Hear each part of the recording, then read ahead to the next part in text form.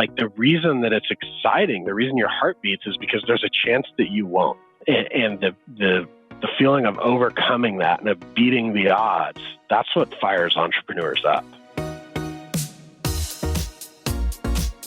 And I think that that's the part that a lot of like real estate agents and investors kind of fail to see is everybody looks at cash flow and they don't pay enough attention to the balance sheet.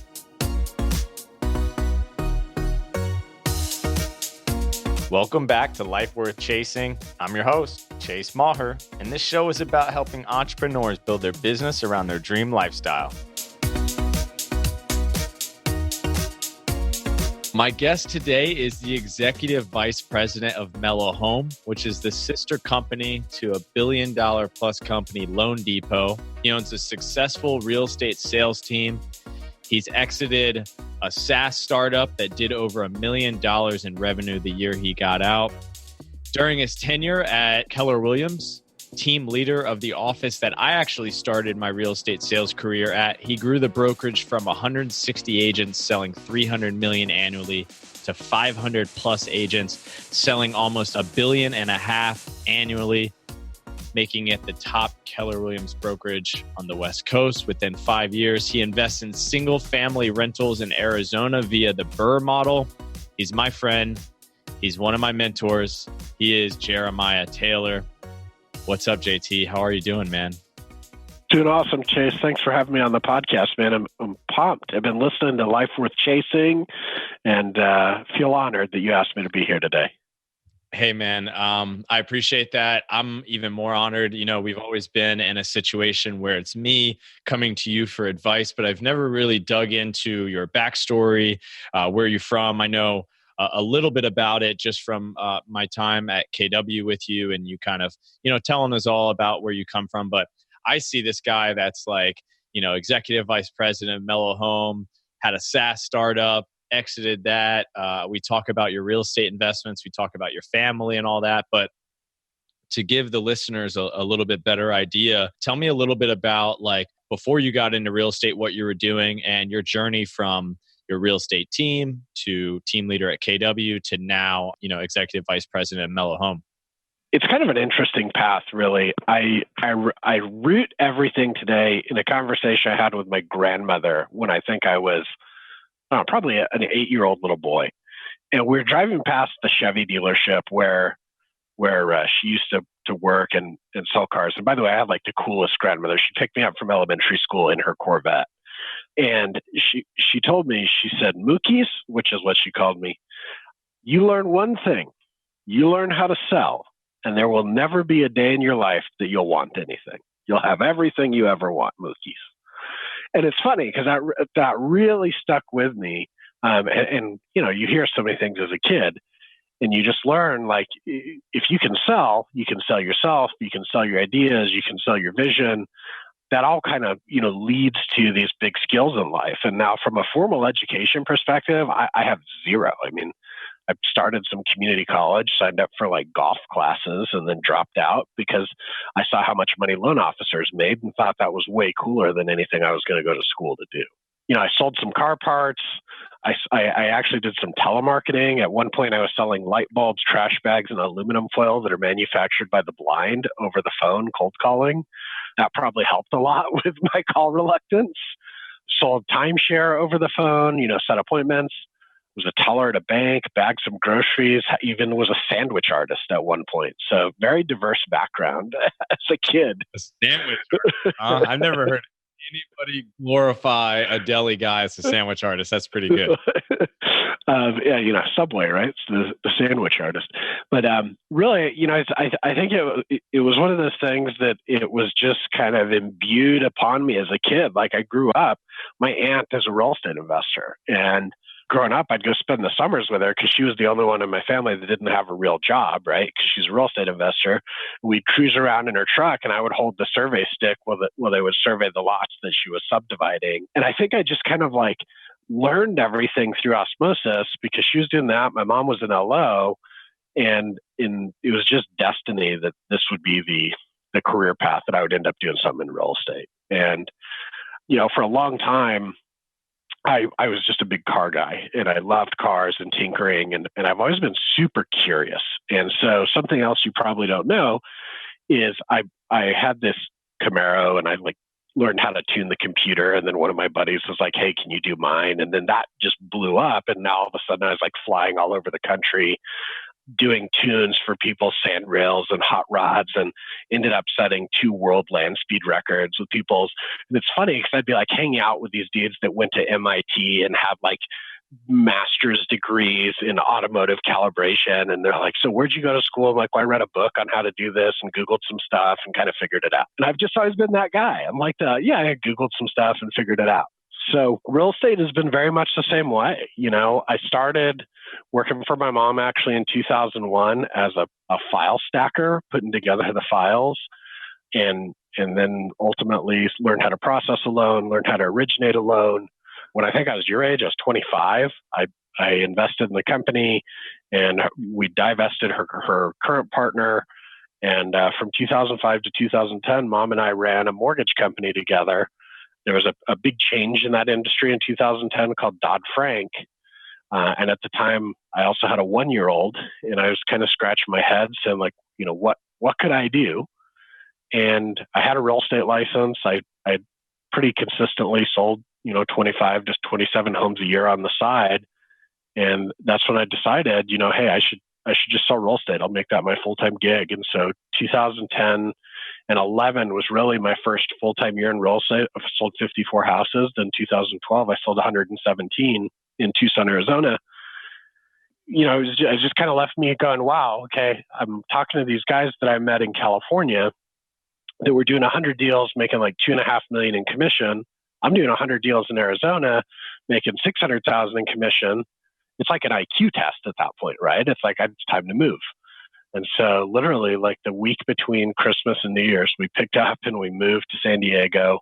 And that's where I met Chris, who I still work with today, Chris Heller, who's a mentor of mine. Chris gave me a great opportunity to work with him at the brokerage there in Del Mar, which we ended up growing to be pretty significant. And I guess, as they say, the rest is kind of history from there. I think there's been like dabbling in real estate here and there. I think we've probably done like 50 deals, which maybe to some people sounds like a lot, but to me, I feel like it's just dabbling because we could be doing a lot more. It's funny because you and I talk a lot, right? And I'm just kind of curious. And so I've probably done fewer deals than most people, but I've done a lot of diverse deals. So I've done a tax lien foreclosure where I bought tax liens at the auction, and then I actually foreclosed them and took a piece of property. I've done auctions. I've sold property on terms and like carried the paper. I've done note sales. In fact, I just exited a note sale that was an interesting one.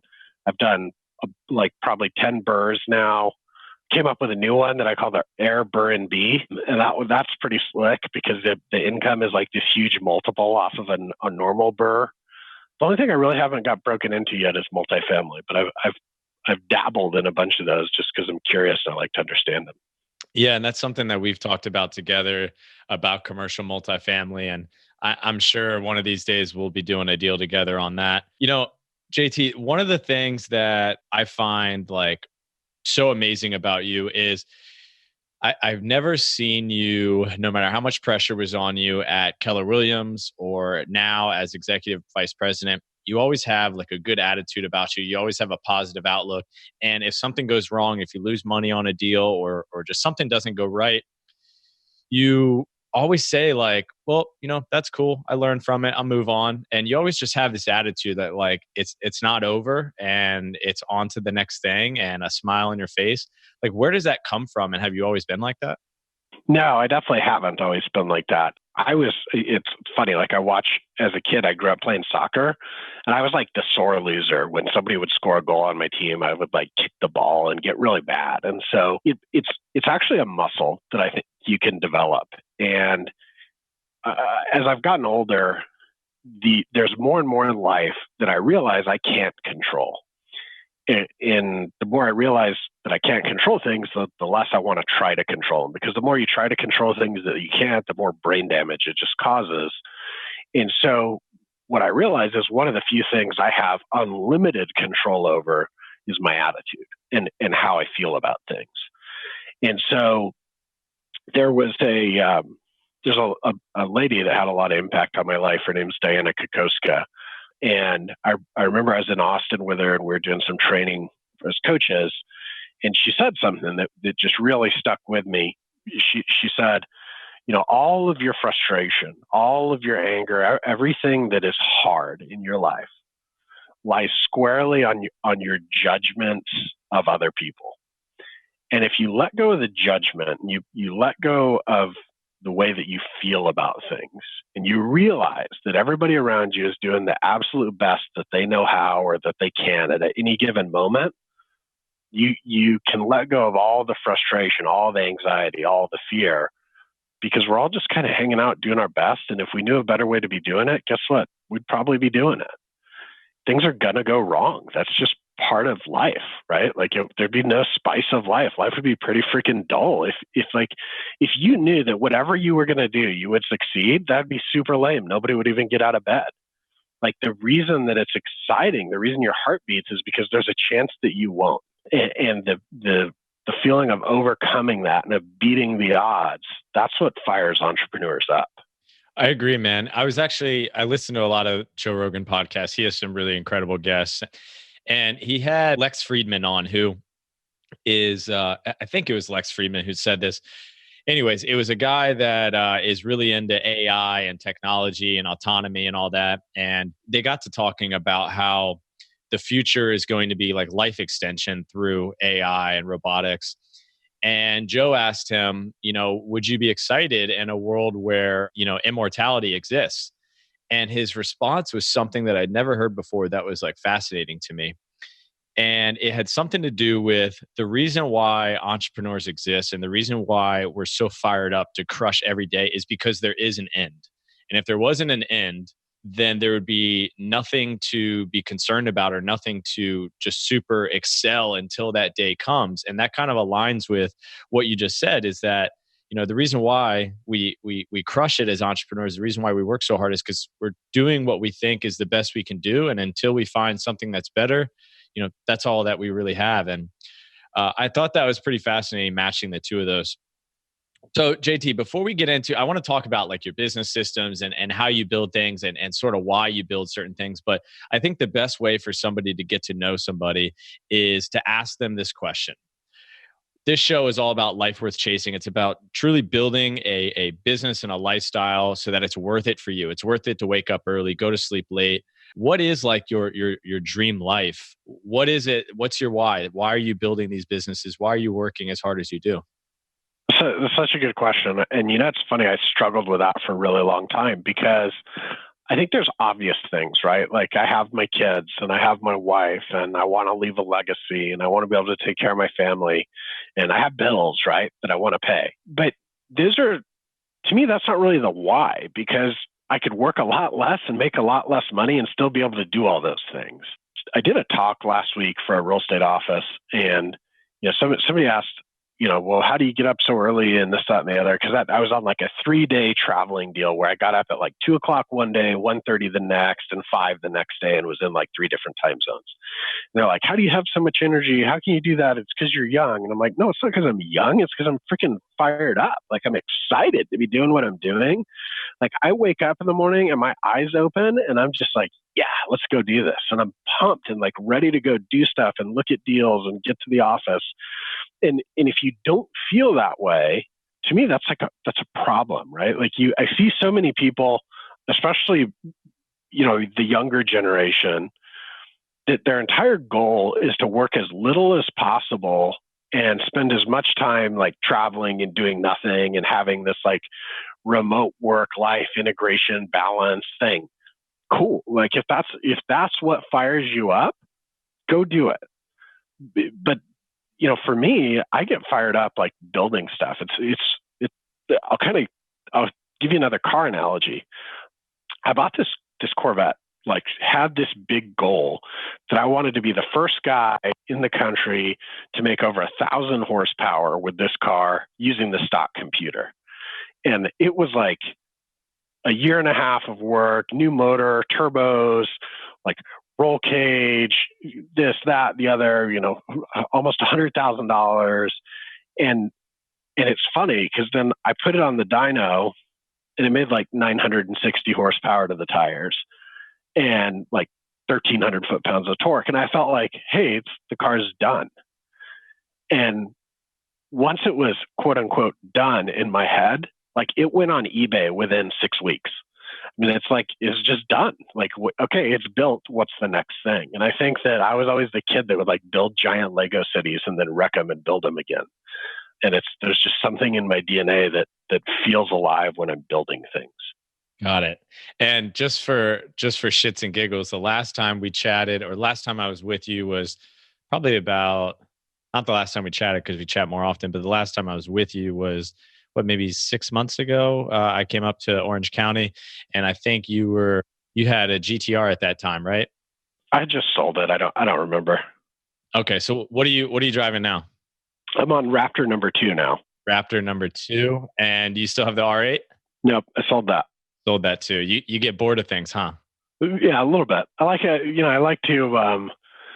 Well, once I figured out that if I didn't like finance cars and buy them from a dealership, and I like actually went out and spent a little time finding a good deal and bought a private party, that I could change cars all the time and not just get slaughtered on them. That became like another hobby, right? It's like you see Gary Vee going to garage sales. I feel like that's what I do with cars.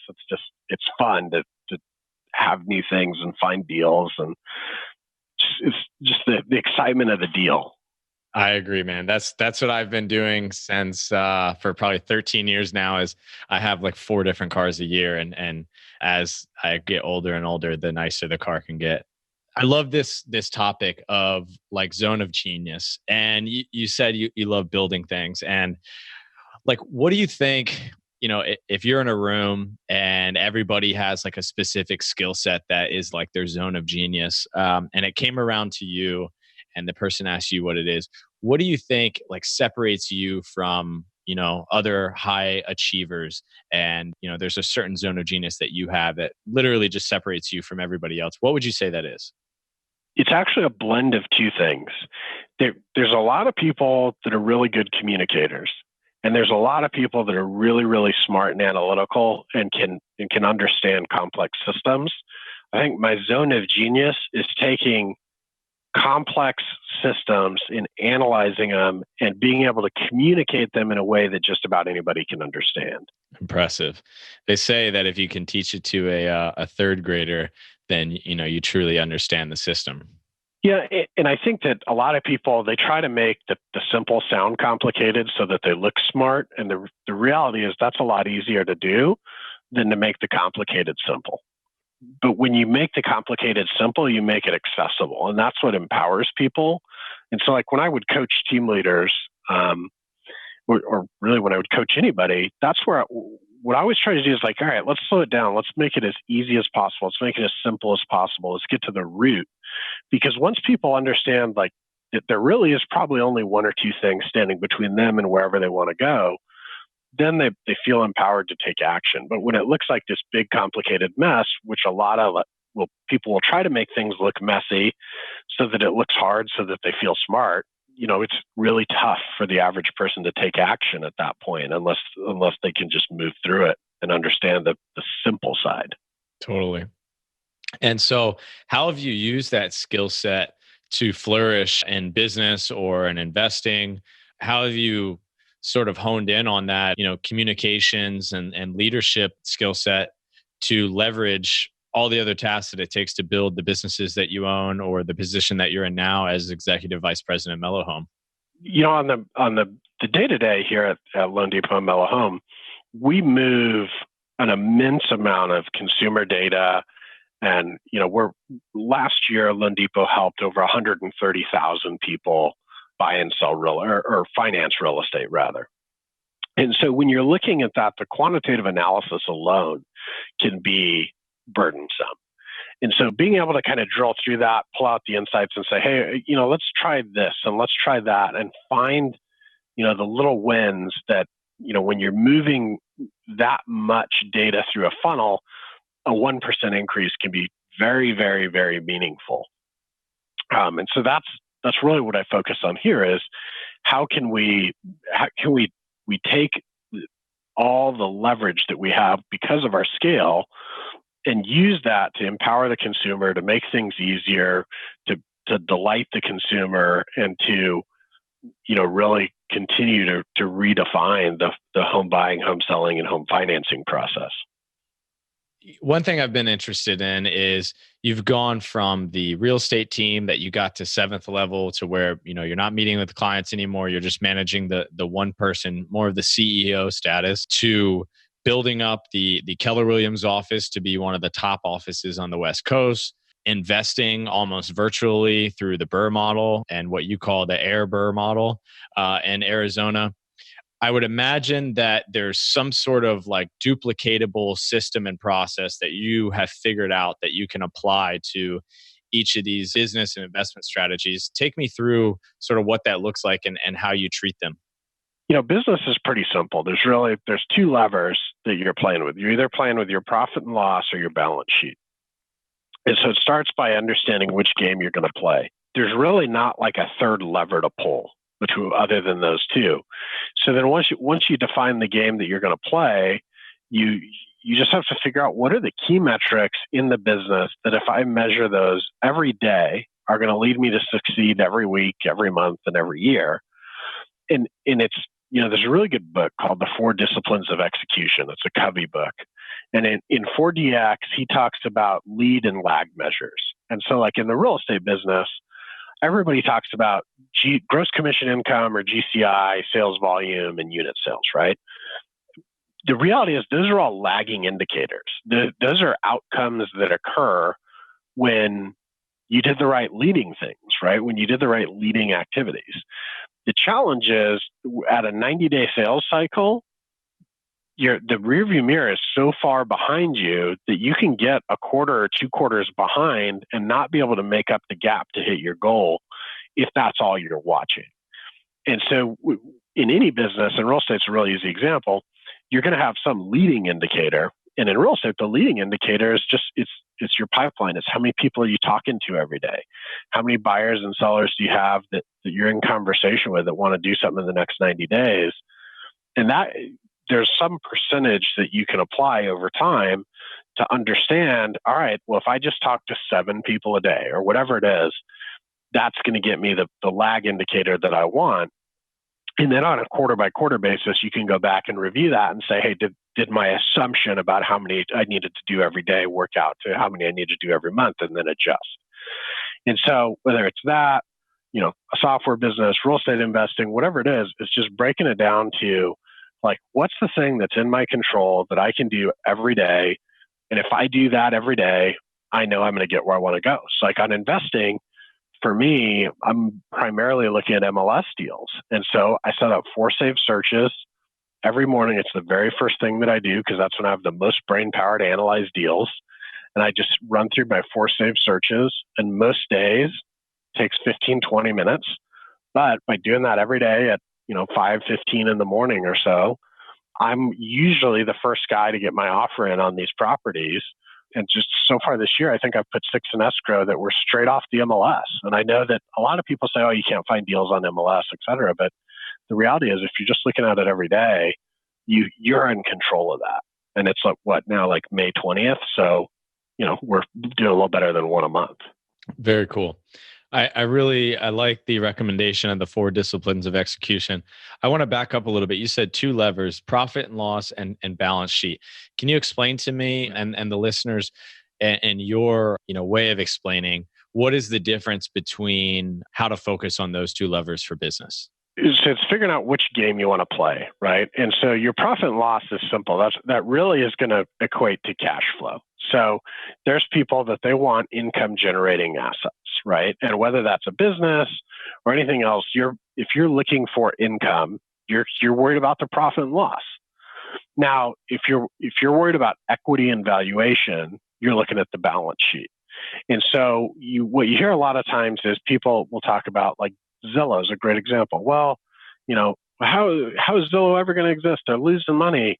Well, yes, technically on their P&L, they are losing money. They're not profitable. But if you really drill into it, the reason they're not profitable is because they're capitalizing, some of their software expenditure. They're taking depreciation, and on a cash flow basis, they're actually doing pretty well. But on a paper profit and loss, they're really not, because they're focused on the balance sheet.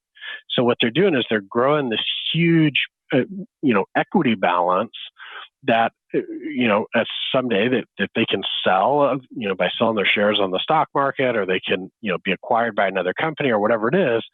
And some people might even say that's better, because now they're just subject to long-term cap gains.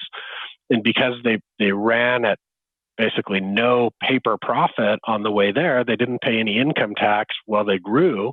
And then they just have this one-time liquidity event at the end for the balance sheet game. And I think that that's the part that a lot of real estate agents and investors kind of fail to see, is everybody looks at cash flow and they don't pay enough attention to the balance sheet. And so they're all looking, agents are like, well, I'm building this business and I'm investing all this money in marketing and advertising and whatever, and they're not turning a profit, right? Which that's what most of us need to live. But what they don't realize is if you build a big enough business, somebody may buy it for 3 to 5 times your net income. So if you build a real estate team, or even a small brokerage where you're doing $1 million in net income, now suddenly that balance sheet asset is worth maybe $3 to $5 million that you could sell it to somebody else at the end. It's really figuring out which of those games are you going to play, and where do you want to live in the ecosystem. And where do you want to live in the ecosystem? The way that I look at it is that my day job as EVP that takes care of my family. We live very well inside of our means, and that everything that I do with investment and with businesses is really built around the balance sheet. And so I don't need to earn any more income, but I want to build net worth, and I want to build equity, and I want to build assets.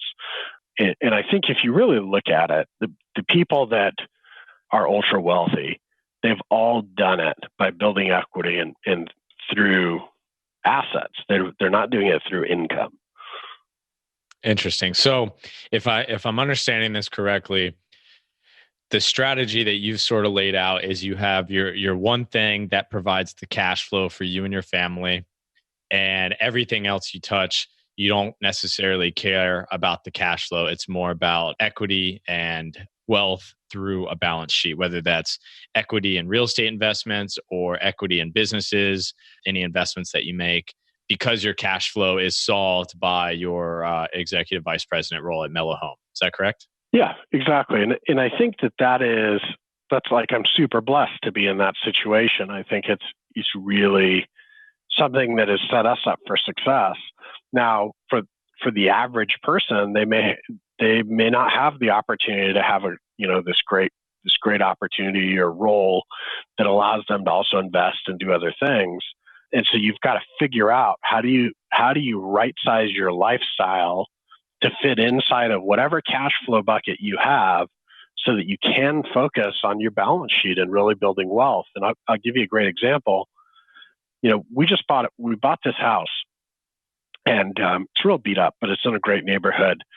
And we bought it for $430, I think. And then we got a $10K credit at closing for some issues with the septic, so it was really $420. The neighbor next door just sold for $1.4, and it is about 500 square feet different.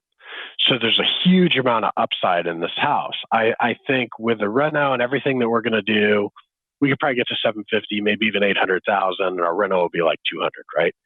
So in my mind, by buying this $420,000 house and improving it, I just added $180,000 or $190,000 to my net worth, to my balance sheet, right? The interesting thing though is I'm going to have to lay out a whole bunch of cash to add that to my net worth. And the only reason that I can do that is because I'm very prudent with the way that we spend our money, that we manage our expenses. And I think when I was younger, and a lot of my friends too, I look at this, they go out and they buy the Lambo or the R8 or the vacation property or whatever it is. And they do that well before they've got the real assets in place. to be able to truly invest and start to get some scale. And that doesn't mean you have to like deprive yourself, but if you can kind of just keep the expenses in check until you can get a big enough snowball rolling, and it only takes really a couple $100,000 in cash, and then you can really start to do some interesting stuff with it pretty quick. So let's talk about that a little bit.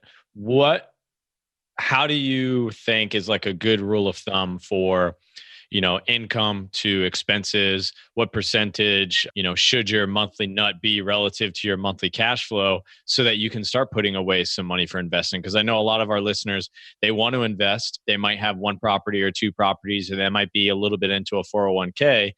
And I think we're starting to see this trend where people are realizing you don't have to have the Lambo or the R8 to be successful. You can live beneath your means and put that money to real assets, but they don't quite know the percentages or how to structure that. So what would your advice be on that? The real advice is as much as possible. Like if you can make a ton of money to where you can live off of 1% of your income, like that's the goal, right? If you haven't figured out how to make that much money, that's probably where I would spend my time. Now, as an agent, I always used when I was just on real estate, I always used a third.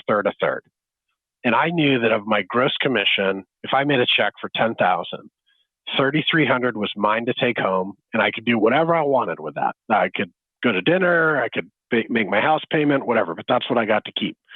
A third of it was going to get reinvested in my business to grow the business, and then a third of it was going to go to pay taxes.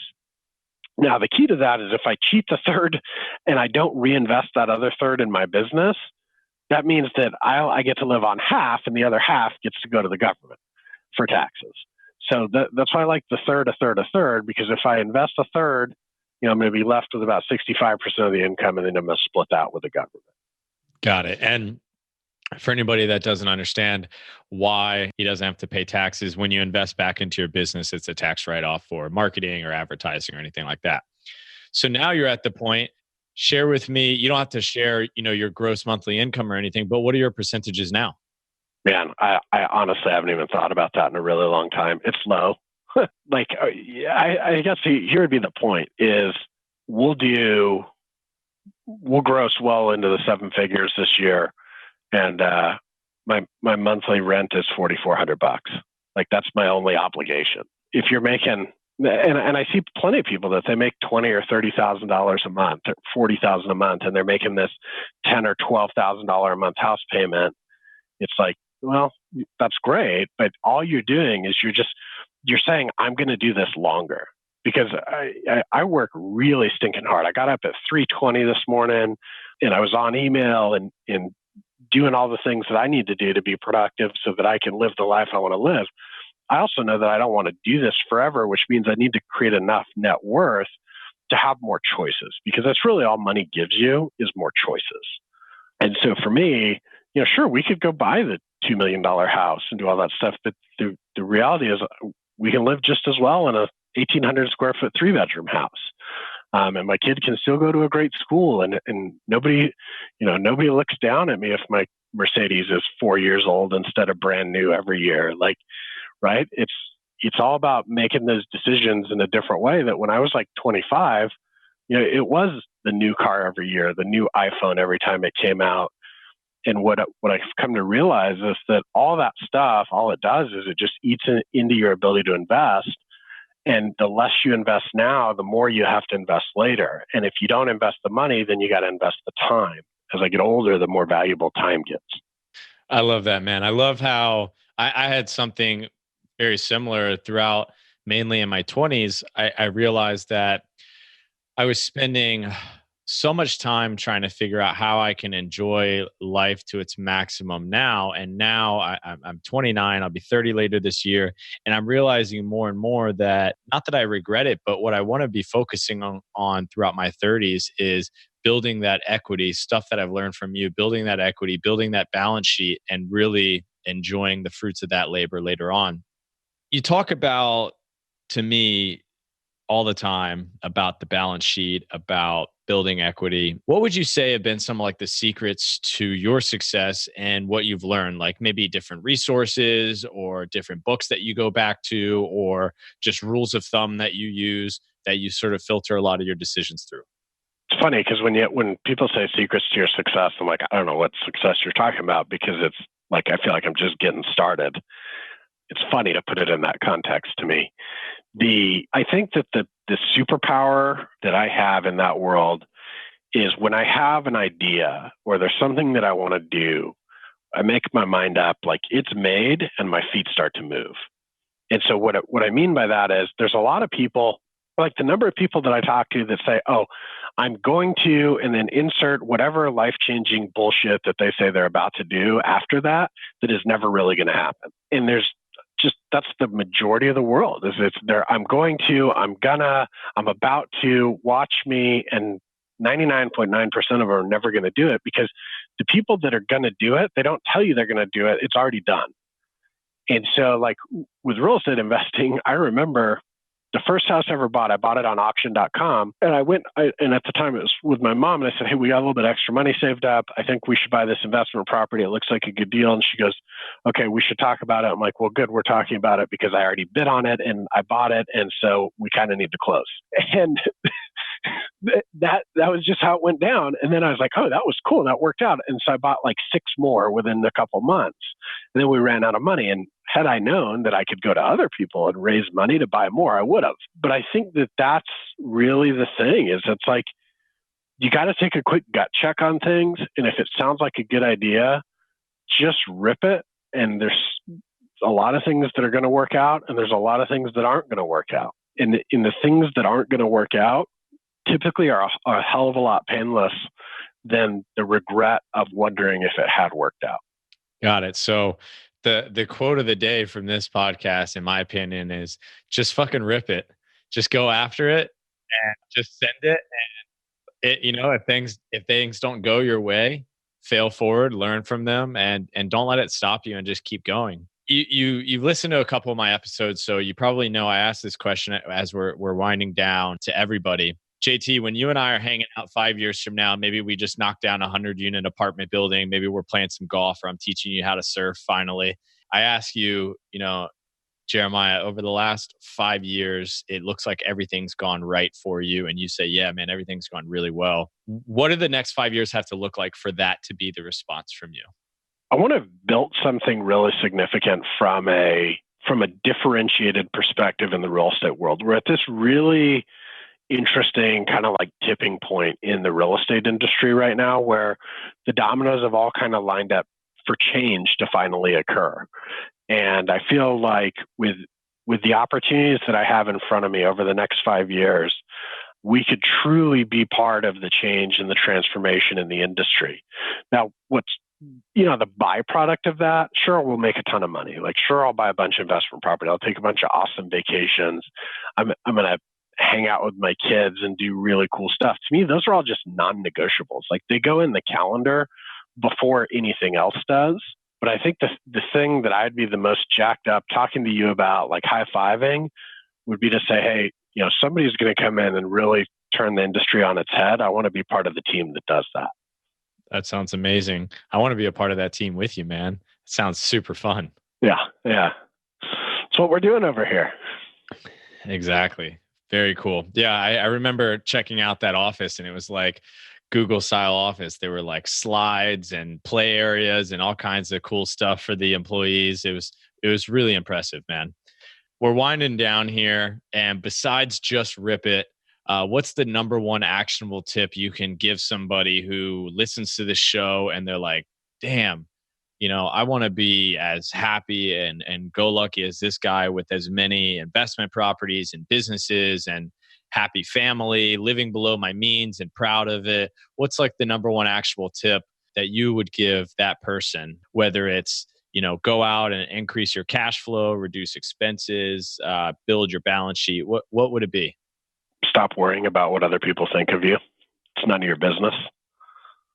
Because the reality is the only reason somebody wouldn't be happy with all those things is because they thought somebody else wouldn't be happy about them or whatever. And it's funny, Chris, I remember specifically, Chris was teaching a class, and I was sitting there and I was listening, and after the class, this agent comes up to him and says, I heard your strategy and what you encouraged us to do, and I I can't imagine calling people and expired listings and bothering. I mean, what would they ever think of me?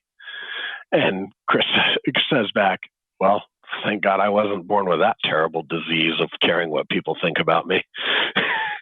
and it was just really funny because he was he's being authentic. And I mean, that's the reality is that most of us are walking around all day wondering what other people are thinking of me. Do I have something on my shirt or whatever? And the more you can let that go and find happiness just inside of you, the more control and power you have over everything else in your life. And so there's a really good book that I read earlier this year called The Untethered Soul. And there's a follow-up book behind that called The Surrender Experiment. And they're both by a guy by the name of Michael Singer. It's just really interesting because it's all about that voice in your head and that it's just constantly chattering and all the things it could be telling you.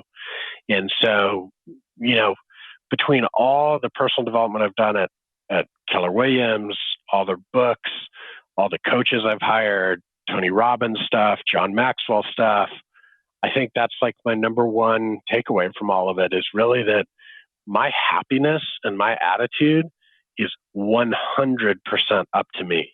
Like whatever happens around me and in my life, that's just what happens. That doesn't affect my happiness. And the minute that you learn to uncouple those two things in your head, life just gets so much easier because it's like, yeah, things go wrong. Oh, well, it's all good. I still choose to be happy.